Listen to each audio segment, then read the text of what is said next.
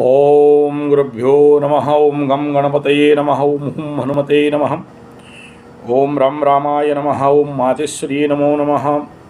ओम दशदिक्पालेभ्यो नमो नमः। ओम नवग्रहेभ्यो नमः। ओम नवदुर्गाय दशमहाविद्याय नमो नमः। उत्तम संतान प्राप्ति में समस्याएं और उसका समाधान क्या करेंगे ताकि इस प्रकार के समस्याओं को सही से समझेंगे और उसका निदान समाधान कर पाएंगे।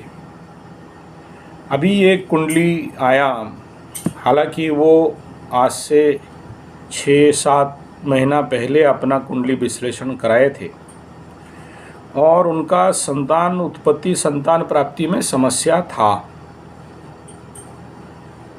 पहला संतान गर्भ में नष्ट हुआ, दूसरा संतान जन्म होने के बाद हाथ पैर मुड़ गए थे, ग्रोथ हो नहीं पाया।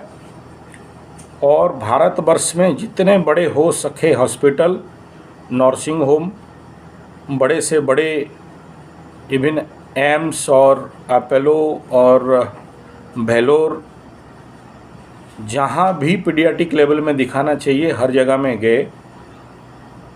चिकित्सा कराने हेतु लाखों करोड़ों खर्चा किए, बचा नहीं पाए और छोटा सा बच्चा शरीर छोड़ दिया। फिर तीसरा प्रयास किए, तीसरा का भी वही समस्या हुआ और आखिरी में कोई बोला और मेरे पास वो कुंडली लेके आए। फिर मैं उनका कुंडली विश्लेषण किया और कुंडली में कई सारे प्रचंड दोष थे और हालांकि पंचम स्थान में बुधादित्य योग है, लेकिन बुधादित्य योग होने के बावजूद सूर्य पंचम स्थान में, गर्भ स्थान में, ये एक थंब रूल है, स्वाभाविक है। मैं अभी तक 99% केस में देखा हूँ, पहला संतान नाश होने का संभावना रहता है। सबका होगा ऐसा नहीं कह रहा हूँ, थंब रूल कह रहा हूँ, मतलब इसका अर्थ ये नहीं है कि सबके लिए होगा। ऐसे भी कुछ कुंडली देखा हूँ जिसमें पंचम में सूर्य है और संतान नष्ट नहीं हुए, पंचम में मंगल है लेकिन पहला संतान नष्ट नहीं हुए, या पंचम में सूर्य है इसका मतलब वो जिंदगी भर के लिए व्याध्या दोष में पीड़ित हो जाएगा, ऐसा भी नहीं है। लेकिन वो दोनों द्वितीय संतान, तृतीय संतान, पंचम से पंचम, पंचम से पंचम में चलना पड़ेगा, तभी जाके आप देख सकते हो। चलिए, अलग अलग सूत्र है पराशर जी में, जैमिनी जी में, भृगु संहिता के अनुसार भिन्न भिन्न प्रकार के सूत्र हैं। मैं उतना डिटेल में यहाँ पंडिताई दिखाने के लिए तो नहीं बैठा, लेकिन इतना मैं कहूँगा कि अगर जिनका भी समस्या, पहला संतान समस्या हो गया, दूसरा संतान समस्या हो गया, तीसरा संतान समस्या हो गया, कोई बात नहीं। अब आप जब कुंडली दिखा भी लिए और पंडित के पास या आचार्य के पास या ज्योतिषाचार्य के पास या एस्ट्रोलॉजर के पास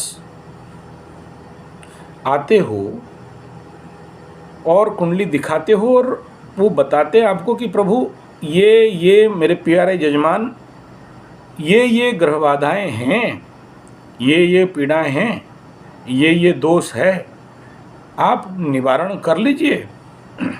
उसके बाद सही लग्न मुहूर्त दिखा के गर्भधान संस्कार करा के आप संतान के लिए कोशिश करिए।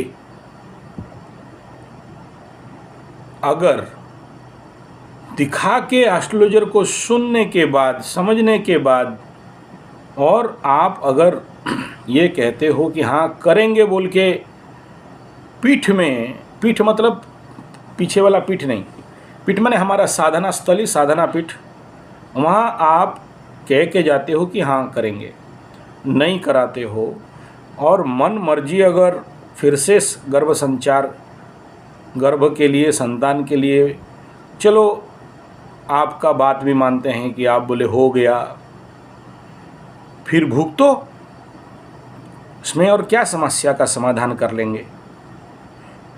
और फिर आप 4 महीना के बाद मेडिकल रिपोर्ट और कुंडली लेके फिर से आते हो और कहते हो कि प्रभु अब बचाओ।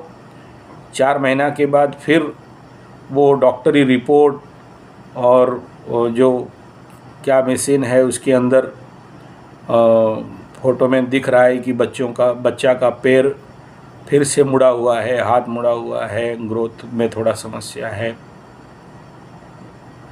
ये तो उस समय भी आपको बोल दिया गया था और आपका 7.5 मीन राशि वालों का शुरू भी होने वाला है और हो चुका है। अभी 7-8 महीना के लिए शनि बाबा आपको थोड़ा रिलैक्स दिए हैं। तो दिख रहा है ना कि संतान कष्ट है, पंचम स्थान के ऊपर शनि का दृष्टि है, ये पहले से बताया गया था। पंचम स्थान के ऊपर राहु का भी दृष्टि बन रहा है, चाहे वो सूर्य कुंडली हो या चंद्र कुंडली हो। तो जब 2 पाप ग्रह फिर एक पाप ग्रह वहाँ बैठा हुआ है तो उस कंडीशन में फिर उतना ही नहीं, और एक कंडीशन ये बन रहा है कि वहाँ संतानेश पंचमाधिपति खुद अस्त है और बकरी अवस्था में है। चलो बकरी हुआ अति बलि, समझ गए। अस्तावस्था में भी है, शत्रुगृही भी है, तो पीड़ित हो रहा है। 2 पाप ग्रह के साथ दृष्ट में है, 1 पाप ग्रह के साथ बैठा हुआ है, तो परिस्थिति तो संगीन है। और साथ में फिर इधर कई सारे और भी दोष हैं।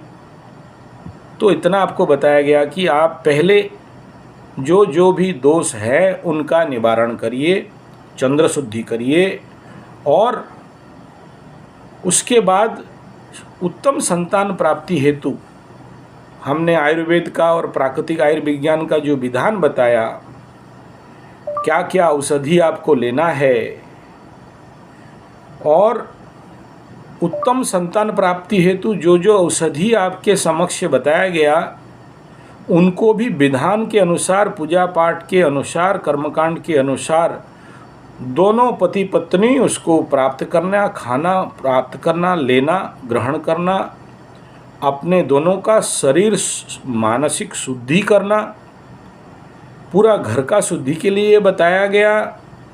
और आप खुद जब बोले कि घर में कई सारे स्थान पे पीपल का वृक्ष उगे हुए हैं, पितृदोष बन रहा है और उसका परिणाम घर में संतान उत्पत्ति नहीं होना और ऊपर पीढ़ी में विधवाओं का होना, इस प्रकार के कई समस्याएं जो बताया गया, पहले उसका निदान, समाधान, शुद्धिकरण कर लीजिए, प्रशमन कर लीजिए। मैं ऐसा नहीं कह रहा हूँ कि कुंडली में कोई भी दोष या दुर्योग बन रहा है और आप किसी भी प्रकार के पूजा पाठ, कर्मकांड, पत्थर टोटका इत्यादि से जीवन भर के लिए छुटकारा पा जाएंगे, बच जाएंगे, नहीं।